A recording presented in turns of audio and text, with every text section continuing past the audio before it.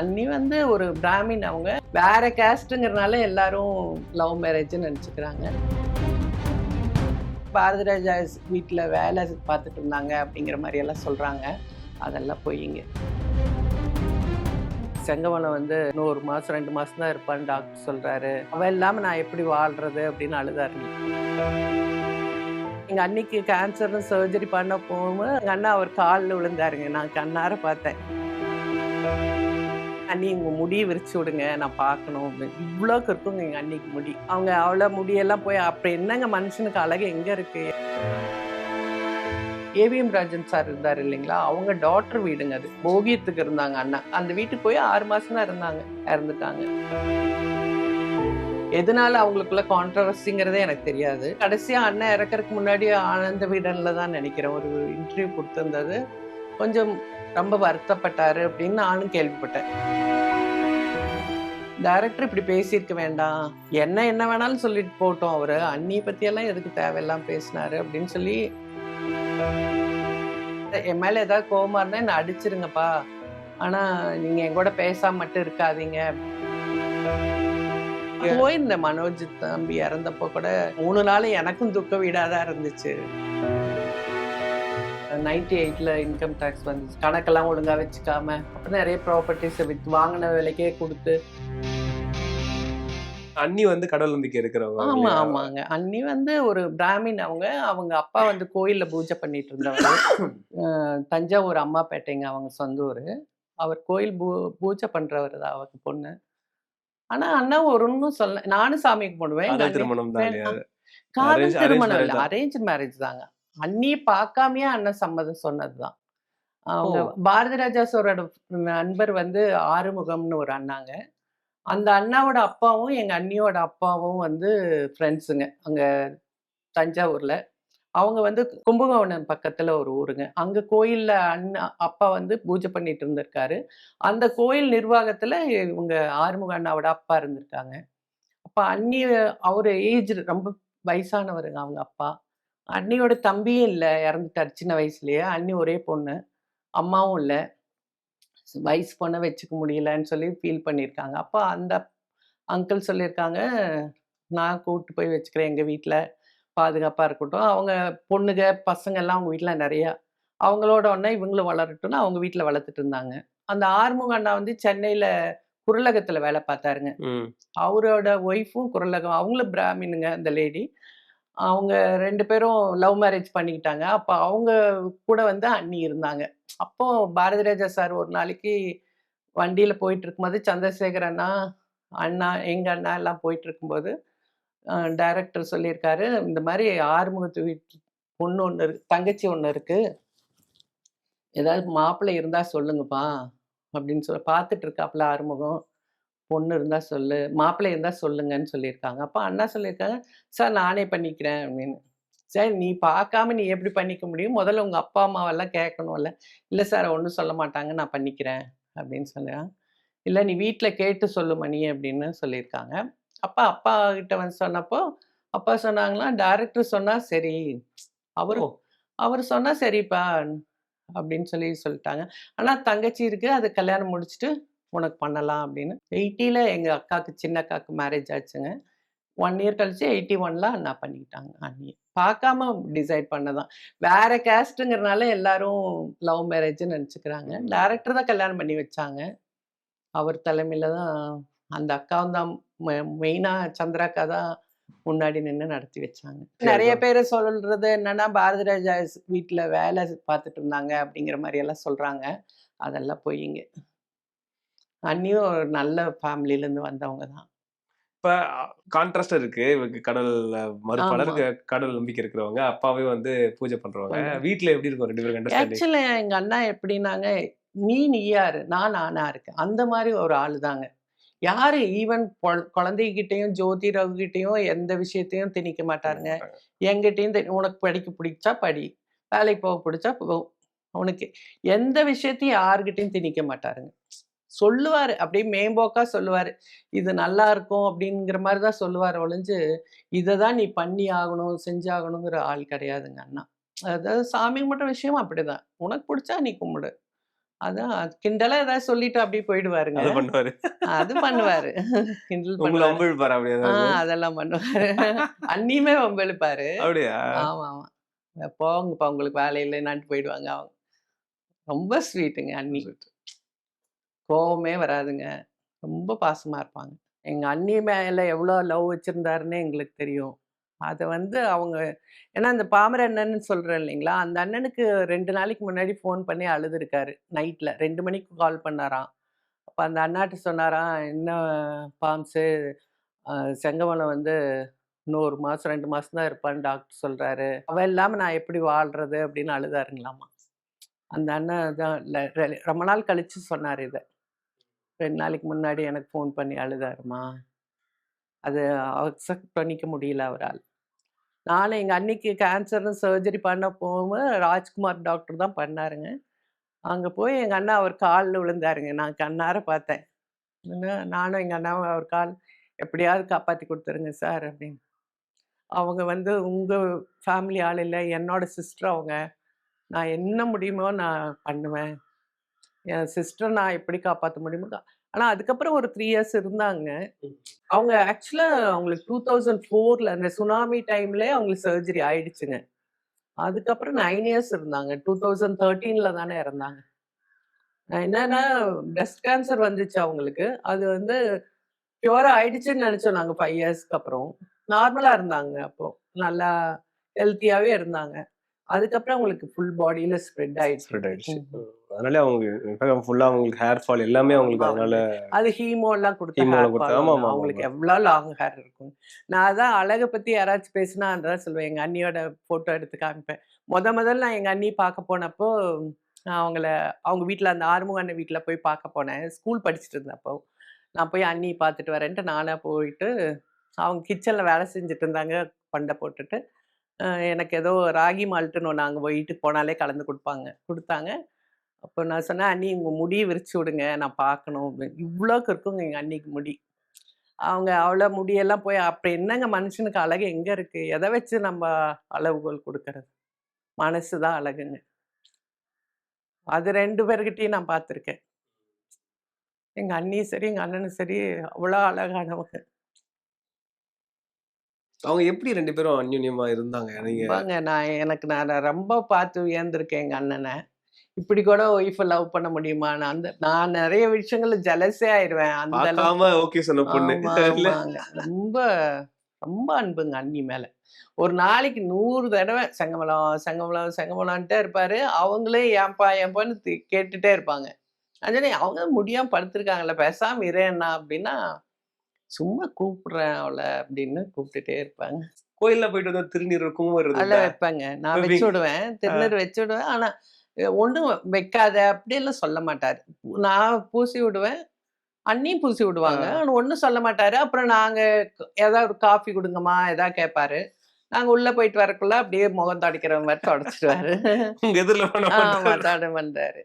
அப்புறம் நாங்க ஏதாவது சாமி கும்பிட என்ன விஜயலட்சுமி இதெல்லாம் வரும் இல்லைங்களா? சரஸ்வதி சரஸ்வதி. பூஜா இது கும்பிட்டியா? சுண்டல் ரெடி ஆயிடுச்சா? குடுத்து அனுப்புறியா ஷூட்டிங்க்கு அப்படிம்பாங்க. ஆனா அது பிரசாதம் ரொம்ப விரும்பி சாப்பிடுவாங்க இல்லையா? கோயில் பிரசாதம். எல்லாமே பிடிக்குங்க. சுண்டல் எல்லாம் அதுக்காக சாப்பிடுறது தான். சாமி கும்பிட்டு அது மாரி இல்ல. கோயிலுக்கு போனாலே பாபா கோயிலுக்கெல்லாம் கூட்டு வந்து அங்க கார் பார்க்கிங்ல இருந்துக்குவாரு. கோயிலுக்கு வருவாங்க. ஆனா கார் பார்க்கிங்ல கார் இருப்பாங்க. பார்க்கிங்லன்னு என்ன என்ன சொல்வாருன்னா, "பிரசாதம் வாங்கிட்டு வாங்க. நான் வந்திருக்கேன்னு சொல்லி எக்ஸ்ட்ரா வாங்கிட்டு வா" அப்படிம்பாரு. அதுல அது அந்த குசும்பு நக்கல் ஆமா, வந்து அது ஆமா. எப்பவுமே இருக்கும். ஆனா என்ன நீங்க பண்ணாலும் அந்த பிரசாதம் பண்றேன்னு சொல்லிட்டு, அது மட்டும் இவ்ளோ டேஸ்ட்டா இருக்கு அப்படிம்பாரு.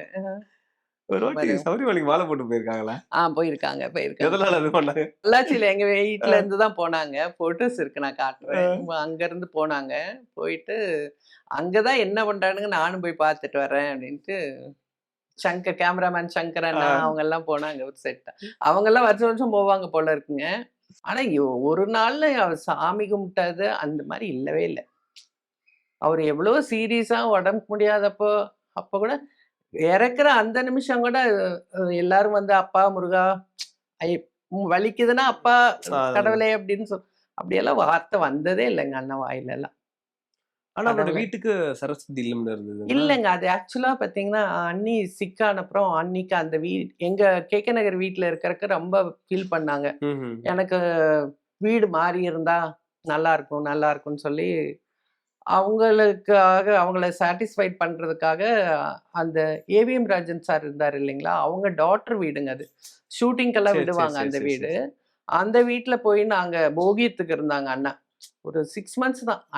அண்ணன் இறந்து அந்த வீட்டுக்கு போய் 6 மாசம் தான் இருந்தாங்க. இறந்துட்டாங்க. ம்.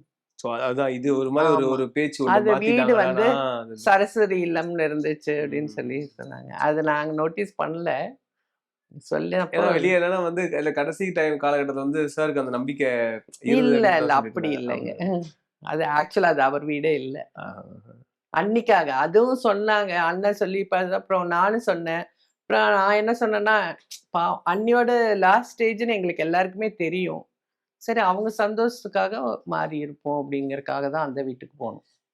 மெயினா இந்த வீட்ட அண்ணியால மெயின்டெயின் பண்ண முடியல. ரொம்ப பெரிய வீடா இருந்துச்சு. அவங்களுக்கு ஒரு கம்ஃபர்ட்டா ஒரு வீடு இருந்தா போறோம் அப்படின்னு நெனச்சாங்க. சரின்ட்டு அந்த வீட்டுக்கு போனோம். பாரதிராஜா சார் தான் வந்து திருமணத்தை நடத்தி வச்சார் சொன்னீங்க. ஆமா, அவர் பார்த்த ஆமா. பொண்ணு தான்னே சொன்னீங்க நீங்க. ஆமாங்க. அப்படி இருக்கும்போது ஒரு கட்டத்துல அவங்க 2 பேருக்கும் ஒரு மனஸ்தாபம் வந்து கொஞ்சம் பேசிக்காம ஆமா. இருந்தது. அண்ணாக்கும் அவருக்கும் அது எதனால வந்துச்சுன்னலாம் எனக்கு தெரியலங்க. என்ன மிஸ் அண்டர்ஸ்டாண்டிங் அவங்களுக்குள்ள போச்சு. அண்ணா பேசுனத அவரு எப்படி புரிஞ்சுக்கிட்டாரு? இல்ல அவரு பேசுனத அண்ணா தப்பா புரிஞ்சுக்கிட்டாங்களாங்கிறதெல்லாம் எனக்கு தெரியல. எதனால அவங்களுக்குள்ள கான்ட்ரோவர்சிங்கிறதே எனக்கு தெரியாது. ஆனா டைரக்டர் ஒய்ஃப் அந்த அண்ணாலாம் எங்க மேல இருந்த லவ் எல்லாம் அப்படியே தான் இருந்துச்சு. ஆனா, அவரு ஏதோ ஒரு கடைசியா அண்ணன் இறக்கறக்கு முன்னாடி ஆனந்த விகடன்ல தான் நெனைக்கிறேன். ஒரு இன்டர்வியூ குடுத்திருந்தது. கொஞ்சம் ரொம்ப வருத்தப்பட்டாரு அப்படின்னு நானும் கேள்விப்பட்டேன். என்கிட்ட சொல்லல அண்ணா அத பத்தி. ஆனா அவருக்கு இருந்திருக்காங்க. வருத்தப்பட்டாரு அப்படின்னு சொன்னாங்க. டைரக்டர் டைரக்டர் இப்படி பேசியிருக்க வேண்டாம். அண்ணிய பத்தியெல்லாம் அதுல ஏதோ பேசிட்டார் போல இருக்கு. அப்படி அவர் பேசியிருக்க தேவையில்ல. என்ன வேணாலும் சொல்லிட்டு போகட்டும் அவரு. அண்ணிய பத்தியெல்லாம் எதுக்கு தேவையில்லாம பேசினாரு அப்படின்னு சொல்லி சொன்னதாக அண்ணா அசிஸ்டன்ட், கேமராமேன் அண்ணா அவங்கலாம் சொன்னாங்க. வருத்தப்பட்டாரு அப்படின்னு சொன்னாங்க. ஆனா அந்த நடந்து கொஞ்ச நாள்ல தான் அவங்க வந்து ஆமா. அந்த இறந்தாங்கன்னு நெனைக்கிறேன். 1 வீக்ல நெனைக்கிறேன். கொஞ்ச நாள்லயே இறந்துட்டாங்க. 1 வீக்ல. அந்த புக் இருந்துச்சுங்க. அண்ணாவோட பெட்ல இருந்துச்சு. அந்த ஓ! ஆமா. ரஜினி சாரும், அண்ணாவும் ஏதோ ஒரு அட்டைப்படம் இருக்கும். அது இருந்துச்சு. அவர் பெட்ல ஏன்னா இருந்துச்சு. அவர் வந்து ஒரு பதிலுக்கு வந்து அப்பா அவரும் அட்ரஸ் கொஞ்சம் பண்ணி இல்ல ஆமா. நான் அப்பா ஏதாவது தப்பு பண்ணியிருந்தா நடிச்சிருங்க. ஜெ இப்படி பேசாம ஏதோ இருக்காதீங்க. ரேடியோல சொன்னாரு அப்படின்னு சொல்லி, அது நான் கேட்கல. நான் கேள்விப்பட்டேன். ரேடியோல அழுது பேசினாரு. என்ன என் மேல ஏதாவது கோவமா இருந்தா என்ன அடிச்சுருங்கப்பா. ஆனா நீங்க என் கூட பேசாம மட்டும் இருக்காதீங்க அப்படின்னு சொல்லி சொன்னாரு அப்படின்னு சொல்லி கேள்விப்பட்டேன். வருத்தப்பட்டுருப்பாருங்க. கண்டிப்பா வருத்தப்பட்டுருப்பாரு. ஏன்னா அவர டைரக்டர் எங்க வீட்ல எல்லாருமே எங்க ஜோதி கூட திட்டும். "நம்ப அப்பா டைரக்டர் தானே. அது என்ன அவர மட்டும் நீங்க டைரக்டர் ஏன்னா அதுகளுக்கு தெரியாது இல்லைங்களா? அவங்க குழந்தையிலேருந்து பார்த்தது அவங்க அப்பாவ தான் டைரக்டரா. Correct, correct. நாங்க எல்லாருமே இவர தான் டைரக்டரா சொல்லுவோம். ஒரு ஃபோட்டோ காட்டுறேங்க. அண்ணா ஹால்ல அவர எவ்வளோ தூரம் லவ் பண்ணாங்கங்கிறதுக்கு அந்த வீடு வாங்குனோனே பார்த்தீங்கன்னா, இத விட பெருசா இருக்குங்க. இந்த ஸ்க்ரீன விட பெருசா இருக்கும். அந்த ஃபோட்டோ ஃப்ரேம் பண்ணி அ டைரக்டர் சைன் பண்ணது ஃப்ரேம் ஹால்ல ஹால்ல போட்டிருந்தாரு. இருக்கும். ஆமா. ஸோ அவரு இருந்த வீட்ல அதுதான் ஆமா. வச்சிருந்தாரு பெருசா. டெய்லி வெளிய போகும்போது அத இது பண்ணிட்டு தான் போவாருங்க. சாமியெல்லாம் கும்பிட மாட்டாரு. சும்மா அப்படி பார்த்துட்டு போவாரு. ஏன்னா அந்த டைம்ல வந்து இது டைரக்டர் மேல எங்க அண்ணனுக்கு வந்து அளவு கடந்த அன்புங்க. ஆனா டைரக்டர் அப்படி பேசியிருக்க தேவையில்ல. ஏன் பேசினாருன்னு தெரியல. ஏன்னா அப்ப அவருக்கு ரொம்பவே அது மனசுல பாதிச்சிருச்சு அ அவருக்கு. அது அவருக்கு அப்படி ஆயிடுச்சுங்கிற அவர பேசிட்டாங்கங்கிறது பசங்களுக்கும் ரொம்ப ஹர்ட் ஆயிடுச்சுங்க. ஜோதிராவுக்குமே ரொம்ப ஹர்ட் ஆச்சு. சரி அவரும் நம்மளும் மூத்த அண்ணன் தானேங்க. நம்ம வீட்டுக்குள்ளேயே ஒருத்தர் போய் நானே திட்டிட்டேன் எங்க அண்ணன் என்ன பண்ணுவாங்க? சரின்ட்டு தானே போவாங்க. அதே மாரி டைரக்டர் திட்டுறத ஒண்ணும் பெரிய இது தப்பா எடுத்துக்க வேண்டாம். அந்த டைம்ல கொஞ்சம் எங்க எல்லாருக்குமே கொஞ்சம் எமோஷனலா இருந்துச்சு. அப்புறம் சரியாயிடுச்சு. இப்ப நீங்க நான் போயிருந்தேன் மனோஜ் தம்பி இறந்தப்போ கூட, அவன்லாம் குட்டி பையன்லேருந்து நான் பார்த்துருக்கேன். ரொம்ப பிரியமான குழந்தை. போயிருந்தேன் அக்காவெல்லாம் போய் டைரக்டரையும் பார்த்துட்டு தான் வந்தேன். அப்ப இப்போ வந்து டைரக்டர் இருந்ததுக்கு தான் போ முடியல. அன்னைக்கெல்லாம் ஆனா இந்த 3 நாளும் எனக்கும் துக்க வீடா தான் இருந்துச்சு. ம். என்ன பண்றது? சூரியவம்சம் வந்து அகைன் நம்ம எப்படி முதல்வன் ஆமா. பத்தி பேசுறோம், சூரியவம்சம் சூரிய அப்படிதான். வம்சம். ஆமா. ஏன்னா அந்த சின்ராசியும் சரி தேவயானி மேம் இணைக்கிறதே வந்து அந்த ஒரு பாலமா அண்ணா இருக்கிறதே தான். ஆமா மணிவண்ணன் சாரோட ஆமாமா. கேரக்டர் தான். அவ்வளோ சூப்பரான ஒரு கதாபாத்திரம் அது. ஆமா. ஈக்குவலா எவ்வளவுக்கு எவ்வளவு நக்கல் ஆமா. அது நையாண்டித்தனம் ரொம்ப இருக்கோ நல்லா இருக்கும். சுந்தரராஜ் அண்ணனும், அண்ணாவும் பண்ற காமெடி ரொம்ப நல்லா இருக்கும். அந்த பக் பக்ன்னு அந்த வார்த்தை ட்ராமா. பஸ்ல போகும்போது ஒருத்தர் நின்னுட்டு போடுவாரு இல்லைங்க. ராஜகுமாரன் சாரே இருப்பாரு நடிச்சிருப்பாரு. தேவயானி சாரோட ஆமா ஹஸ்பண்ட் கரெக்ட். வந்திருப்பாரு ஆமா. அதுல. அதெல்லாம் இப்ப பார்த்தா கூட சின்னவனா ட்ரெண்டியா இருக்கா, தான். சைல்ட்ஹுட் சின்ன வயசுல படிச்சேன்டா உன்ன அப்படின்றது. அவருடைய அசிஸ்டன்ட்ஸ் நிறைய பேர் சொல்றது வந்து சுந்தர் சி சாரே சொல்லியிருக்கிறாரு. அதாவது வந்து எங்க டைரக்டர் நான் கத்துக்கூடாதுன்னு நினைக்கிறது வந்து என்னால அதை பண்ண முடியாது. ஸ்பாட்ல வந்து அப்படி லைட் மேன் தோல்ல கையை போட்டு அவர் மாட்டே அப்படி எழுதிக்கோ நாங்க பின்னாடியே போயிட்டே இருப்போம் சார். என்ன சார் எப்படிதான் அந்த ஃப்ளோ வரும்னு தெரியாது. ஆனா ஆமா. வந்து அது எங்களால பண்ண வெறும் முடியாது. பேப்பர் தான் வச்சுட்டு இருப்பாங்க. சும்மா சுத்திட்டு விஷயம் இருப்பாங்க அசிஸ்டன்ட்கெல்லாம். சீமான் சாரே சொல்லியிருப்பாரு. ஆமா. பிரசாந்த் சார் அந்த ராசமகன் நினைக்கிறேன். ஆமா. சார் சீன் என்ன நானும் தவிர்த்துட்டு அந்த சொல்றப்பான்னு கடைசியில வந்து கேட்டாரு. இங்க பாரு ஒண்ணுமே இல்ல எனக்கே தெரியாது. அவர் சொன்னதான் உண்டு. ஆமாமா. சோ அதான் என்ன பண்ணுவாங்கன்னா, ஆர்.எம். வீரப்பன் சாரா அவங்க புரொடக்ஷன்ல பண்ணிட்டு இருந்தாங்க அண்ணா. படம் வந்து சத்யஜோதி ஃபிலிம் பண்ணும்போது புது மனிதன் நெனைக்கிறேங்க. இவங்க எல்லாம் கிரிக்கெட் விளையாடிட்டு இருக்கிறது தான். நீங்க இவர சத்யராஜ் அண்ணா சொல்லி தான் அண்ணாவ போட்டாங்களாம் அந்த படத்துல டைரக்டர். என்ன நல்ல டைரக்டர் நீங்க. எப்ப பார்த்தாலும் கிரிக்கெட் விளையாடிட்டே இருக்காரு. சார் அவர் வரும்போதாவது ஏதாவது எடுங்க அப்படின்னு போய் சத்யராஜ் அண்ணா சொன்னாங்க. இருந்தா எடுக்க மாட்டேனாயா? வந்தா தானே எடுக்க முடியும் அப்படின்னு.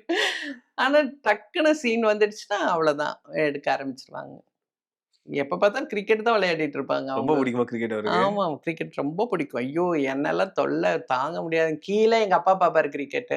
மேல எங்க அண்ணன் கிரிக்கெட் பார்க்குங்க. இவங்க 2 பேருக்கு கமாண்ட் நான் கீழயும் கூப்பிடுவாங்க. அண்ணன் மேக இங்க வா, இங்க வா அப்படிங்கும். என்ன யோசிக்கிறாரோ அத டக்குன்னு அவருக்கு மைண்ட்ல வந்துருது.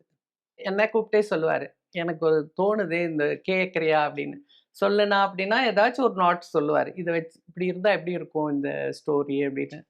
அந்த மாரி அவரு எல்லார்கிட்டயும் ஷேர் பண்ணுவாரு. என்கிட்டன்னு இல்ல. அப்படி இப்ப அவர் பண்ண அவரு படங்கள்ல நீங்க அப்படி ஃபர்ஸ்ட் ஆடியன்ஸ் நீங்க தான் இருந்திருப்பீங்க அப்படின்னா, அப்படியே ஏதாவது ஆமாமா. ஒரு 2 படங்கள் சொல்ல முடியுமா நீங்க கேட்டு? 100வது நாளே எங்ககிட்ட சொல்லியிருக்காரு. அப்படியா? 100வது நாள் சீன் வந்து அப்ப நான் சின்னவ தான். ஒரு 17 அப்படி இருக்கும். ஒரு நாள் உட்காந்து நைட்ல இந்த ஸ்டோரிய நான் இன்னைக்கு ஒரு சீனு சொல்றேன் கேளுங்க அப்படின்னு சொல்லிட்டு, சத்யராஜன் அந்த கொலை பண்ணிட்டு அந்த படியில இறங்கி வருவாரு இல்லைங்க. ஒய் விஜய் அவங்கள நளினி கீழ அவர் கிடப்பாங்க. அதான் அதான் அதான். அப்ப டக்குன்னு கால்ல பிடிப்பாரு இல்ல. கீழ விழுந்துருவாரு அவரு. அது சீன் சொன்னோனே நான் விருக்குன்னு பயந்துட்டேன் அப்படியே அண்ணாவ பார்த்து.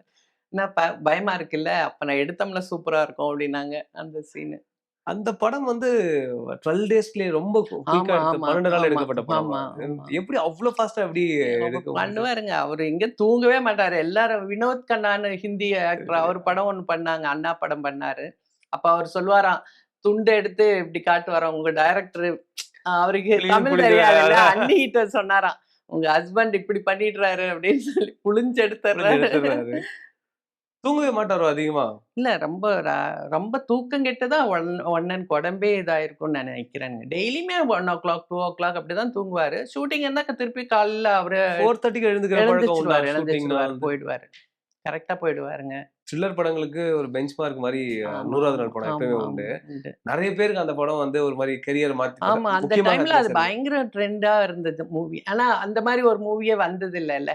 த்ரில்லர் மூவி நம்ம இதுல இதுதான் ஃபர்ஸ்ட்டுன்னு நெனைக்கிறேன். ஹீரோவே ஒரு ஒரு ஆமா. ஆன்டி ஹீரோவா கிட்டத்தட்ட ஆமா, மோகன் சார் ஆமா. அப்படி ஒரு லவர் பாயா இருக்கிறாரு. அவர ஆமா, வந்து ஆமா. அப்படி காட்டுறது அப்படின்றது. கரெக்ட்டு. ஒரு ஆமா. எதிர்பாராத வில்லன் சத்யராஜ் சார் அப்ப மொட்டை மோகன் அடிச்சுக்கிட்டு சார் அப்படி ஃபுல்லா அண்ணா படத்துல எல்லாத்துலயும் அண்ணா நிறைய படங்கள்ல. மோகன் சார் தான் இருப்பாரு. வீட்டுக்கெல்லாம் நெறைய வருவாரு. ரொம்ப ஃப்ரெண்டா இருப்பாங்க 2 பேரும். சத்யராஜ் சாரோட கெரியர் அவரே நிறைய இடங்கள் சொல்லியிருக்காரு. ம். எனக்கு என்னோட விசிட்டிங் கார்டு என்னோட கெரியரை மாத்தி விட்டதே மணிவண்ணன் சார் தான். மனோஜ். அவரோட ஆமா, ஆமா. படங்கள் தான் எனக்கு அவ்வளவு வாய்ப்பு ஆமா. கொடுத்துருக்காரு. இப்பவும் அண்ணா வந்து சத்யராஜ் அண்ணா எந்த இன்டர்வியூலயும் ஆமா. ஒரு இன்டர்வியூல கூட அண்ணாவ மென்ஷன் சொல்லாம பண்ணாம இருக்க இருக்க மாட்டாங்க. மாட்டாரு. கரெக்ட். அண்ணா டைரக்ட் பண்ற படங்கள்லாம் ப்ரிவ்யூ போறது உண்டா நீங்க? ஆமாமா. அப்பல்லாம் ப்ரிவ்யூ இருக்கும் இல்லைங்களா? ப்ரிவ்யூ பார்த்துருவோம். அப்புறம் தியேட்டர்ல ஃபர்ஸ்ட் ஷோ ஒரு தியேட்டர்ல பார்ப்போம். இன்னொரு ஷோ வந்து ஓ இன்னொரு தியேட்டர் விசிட்லாம் பண்ணுவீங்களா? எல்லா எல்லா தியேட்டரும் போய் பார்த்துட்டு எப்படி ஆடியன்ஸ் இது பண்றாங்க, எந்த சீனுக்கு கிளாப்ஸ் வருது, அதெல்லாம் போய் நானும் எங்க அண்ணியும் போயிடுவோம். சுரேஷ் கிருஷ்ணா சாருமே அவர ரொம்ப நல்லா யூஸ் யூஸ் பண்ணியிருக்காரு. குறிப்பா பண்ணிட்டு ஆமா. சங்கமம் படத்துல. ஆமா, ஆமா. அதுல வந்து ஒரு சீரியஸான ஒரு கதாபாத்திரம் தான். இன்ஃபாக்ட் அந்த வாரே டக் ஆஃப் வாரே வந்து அவருக்கும் விஜயகுமார் சாருக்கும் தான் இருக்கும் கதை. அது கரெக்ட். கீழ தான் அந்த லவ் சப்ஜெக்ட்டே இருக்கும் அதுல. ஆமா, ஆமா. அதுவும் அவருடைய கலைய வச்சு அவர் பண்றது, அதுக்காக உயிரை ஆமா. குடுக்கறது குடுக்கறது. அப்படின்றதெல்லாம் ஆமா. எமோஷனலா ஒரு சீன்ல மிரட்டியிருப்பாரு. மிரட்டிருப்பாங்க. ஆமாமா. ஆ ஆக்டிங் சூப்பரா அந்த இருக்கும். படம் உங்களுக்கு எப்படி இருந்துச்சு அந்த படம் பார்க்கும்போது? ஷூட்டிங் போயிருக்கீங்களா அந்த படத்துக்கு இல்ல நீங்க? ஷூட்டிங் ஷூட்டிங் போனல, போனதில்ல. போகல. ஆனா பார்த்தோம். படம் ரொம்ப அது இல்ல. அண்ணாவோட அந்த கண்ணு பேசும் அது. அவர் என்ன நினைக்கிறாருங்கிறத அவர் கண்ணே சொல்ற மாரி ஆமா, ஆமா. இருக்கும் அதுல. அது அந்த எமோஷனல் சீன்ஸ் எல்லாம் ரொம்பவே டச்சிங்கா இருக்கும். பா "நாலால கண்டா" பாட்டும் அதுவும் பாட்டும். எம்எஸ்வி ஐயா இவருக்கு பாடுறது ஆமா, அப்படின்றது ஆமா இல்லைங்க. அது ரொம்ப நல்லாருக்கும். அண்ணாவும் பாட்டும் பாடுவாங்க. 2, 3 பாட்டு பாடியிருக்காங்கன்னு நெனைக்கிறேன். எட்டுப்பட்டி ராசால பாடியிருக்காங்க. எட்டுப்பட்டி பாடியிருக்காங்க. இன்னொரு நந்தினின்னு என்னமோ நந்தினில கரெக்ட்டா. நந்தினில பாடியிருப்பாங்க. மனோபாலா சாரோட ஆமா, படம் ஆமா. அது. மனோபலா அண்ணா அவங்கலாம் வந்து அப்ப இருந்தே வாடா ஒரே போடா ஃப்ரெண்ட்ஸ் தான் அவங்க ஆமா. இல்லையா? உரிமையோட தான் அவருமே எப்பவுமே உரிமையோட சொல்லுவாரு ஆமா. சொல்லும்போது இவர. மனோபலா அண்ணா வந்து மாப்பிள மாரி, அண்ணிக்கு அவரு பிரதர் மாரி அப்படி ஃபீல் பண்ணி பேசுவாரு. 50 படங்கள் இயக்கியிருக்காங்க. எனக்கு தெரிஞ்சு எக்ஸாக்ட் கவுண்ட் எங்களுக்கே தெரியாது. ஐ மீன் நெறைய பேர் அது எவ்வளோ 400, 500 எவ்வளோ படங்கள் பண்ணாங்கன்னு தெரியாது. பிஸியான ஆக்டர் ரொம்ப மோஸ்ட் டிமாண்டட் ஆக்டர் அந்த டைம்ல அவரு. போதுமான அளவுக்கு சம்பாத்தியம் அவருக்கு வந்துதா இந்த படங்கள்லலாம்? வந்துச்சு, வந்துச்சுங்க. வந்துச்சு. அந்த அளவுக்கு வாங்குனாரு ப்ராப்பர்ட்டீஸ் எல்லாம் வாங்குனாருங்க. சரியான மெயின்டனன்ஸ் இல்லாம, அப்புறம் ஒரு இன்கம் டேக்ஸ் ப்ராப்ளம் வந்துச்சு. அந்த 98ல இன்கம் டேக்ஸ் வந்துச்சு. ரைட் வந்துச்சுங்க. அதுல நெறைய அப்போ கோடி ரூபா 1 crore வந்து இன்கம் டேக்ஸ்க்கே பே பண்ணேன். கணக்கெல்லாம் ஒழுங்கா வச்சுக்காம, ம்ஹ்ம். அந்த மாரி வந்துச்சுங்க. அதுல அப்புறம் நெறைய ப்ராப்பர்ட்டீஸ வித்து வாங்குன விலைக்கே குடுத்து, அப்பல்லாம் கம்மி ரேட்டு தானே! அப்படி போச்சு. பாத்துக்கிறதுக்கு மேனேஜ்மென்ட்டுக்கு ஆள் இல்லைங்க. அது ராமவாசு அண்ணா இருக்கிற வரைக்கும் கொஞ்சம் நல்லா பாத்துக்கிட்டு இருந்தாங்க. அண்ணா அவரு சொன்னா அண்ணாவும் கேட்பாப்ல. அதுக்கப்புறம் அவரு படம் தயாரிக்க தயாரிச்சோட ஆரம்பிச்ச அப்புறம், இவரு யாரையும் இவரும் கேட்க மாட்டாருங்க. யார் சொன்னாலும் கேட்க மாட்டாரு. அதுல எல்லாம் நெறைய லாஸ் ஆயிடுச்சு. அவரு படம் சம்பாதிச்சது தயாரிச்சுமே அவரு அந்த அதுல என்னப்பா? இல்ல அவரு படம் ப்ரொடியூஸ் பண்ணி சொல்றேன் நானு. அதுல ஏதாவது பணம் அப்படி இல்ல இருந்துச்சு. அமைதிப்படை ஆக்சுவலா அவர் பண்ணி, அவரு சேல் பண்ண அளவுக்கு அவரு அதுல ஏர்ன் பண்ணலைங்க. அதான் கேட்கிறேன். படம் அந்த முதல்ல அப்ப படம் வித்துருவோம் இல்லீங்களா? கரெக்ட். இப்ப மாரி இல்லல்ல. அப்ப ட்ரெண்ட் வேற மாரி இருந்துச்சுல்ல. காப்பில குடுத்துருவாங்க. ஒரு காப்பில சின்ன லாபம் வச்சு குடுத்துருவாங்க. குடுத்துருவாங்க படத்த. ஆமாமா. அதுக்கப்புறம் என்ன இதே லாபம் அது இந்த உங்களுக்கு இதே குடுத்துட்டாரு அப்படின்னு நாங்க இப்போ செகண்ட் ரிலீஸ் அப்போ நாங்க அது ஏதாவது இருக்குமான்னு சொல்லி நாங்க ட்ரை பண்ணோம். நான் தான் அது முயற்சி எடுத்து பார்த்தேன். அப்புறம் எல்லாரும் சொன்னாங்க, "அது அவர் அப்பவே காப்பி ரைட் குடுத்துட்டாருமா" அப்படின்னு சொன்னாங்க. ஏதாவது ரகுக்கு யூஸ் ஆகுமான்னு சொல்லி பார்த்து ட்ரை பண்ணேன் நானு. ம்ஹ்ம். இல்ல. அது மாரி அப்போ இப்படியெல்லாம் வரும், இந்த ட்ரெண்ட் எல்லாம் இருக்கும்னு தெரியாது இல்லையா நம்மளுக்கு. ரொம்ப பிஸியா இருந்தாரு. என்ன நடக்குது? எங்க போறாரு? வராருன்னே ஆமா தெரியாதுன்னு. தெரியாது. ஃபேமிலிக்கு எப்படி நேரம் இருந்துச்சு அவருக்கு? குடுக்க முடிஞ்சதா அவரால? அந்த டைம்ல கொஞ்சம் இதா தான். ஏன்னா பொள்ளாச்சியில இருக்கிறபோது எங்கூட இருந்து பாருங்க. சென்னையில இப்ப காலையில ஷூட்டிங் போவார். இந்த ம், காதல் ரோஜா என்ன படங்க? அந்த தம்பி கூட இறந்துடுச்சேன்னு. காதலர் தினம் சொல்றீங்களா? காதலர் தினம். அந்த ஷூட்டிங் வந்து டெல்லியில எடுத்தாங்கன்னு ரயில்வே நெனைக்கிறேன். ஸ்டேஷன்ல வச்சு ரயில்வே எடுத்திருப்பாங்க. ஸ்டேஷன்ல வச்சு எடுத்தாங்க. அதே டைம்ல இங்க சென்னையில ஒரு ஷூட்டிங்கு. அது என்ன படம்னு எனக்கு சரியா ஞாபகம் இல்ல. அங்க நைட் ஷூட்டிங் அது ஃபுல்லா நைட்ல எடுத்திருப்பாங்கன்னு நெனைக்கிறேங்க டெல்லி. ஆமாமா. அது நான் படமே சீக்வென்ஸா அவர் ஆமா. இருக்கிற சீக்வென்ஸ் அப்படிதான் அவரு இருக்கும். அங்க நைட்டு அங்க போவாரு. இங்க மார்னிங் இங்க சென்னை வந்துருவாரு. அந்த மாரி ஷூட்டிங் டெய்லி போயிட்டு, போயிட்டு வந்துட்டு இருந்தாரு. அந்த இயர் வந்து ஃப்ளைட்லயே நெறைய டைம் ஃப்ளை பண்ணதுக்காக இவருக்கு ஒரு அவார்ட் கூட குடுத்தாங்க. அந்த அப்படியா? இதுக்கு. அந்த இதுல இந்த ஏர்லைன்ல இருந்து ஏதோ ஒரு இது குடுத்தாங்க அண்ணாக்கு. அந்த மாரி ஃப்ளை பண்ணிட்டு இருந்தாங்க அந்த படம். பயங்கர பிஸி இல்லங்க. தூக்கம் நீங்க சொன்னீங்க. அவருக்கு தூக்கம் உடம்பு இருக்காது. கொஞ்சம் வீட்லயே வந்துட்டாலுமே வந்தா வேலைய முடிச்சு வந்தது குளிப்பாரு. குளிச்சுட்டு சாப்பிட்டாருன்னா, புக் எடுத்துட்டு உட்காந்துருவாருங்க. படிச்சுட்டு அப்புறம் எப்ப தூங்குவாருன்னே தெரியாது. நாங்கலாம் தூங்கிருவோம். அவரு எப்ப தூங்குறாருன்னே தெரியாது. திருப்பி காலையில எந்திரிச்சு ஓடுறது அந்த மாரி தான் இருந்தாரு.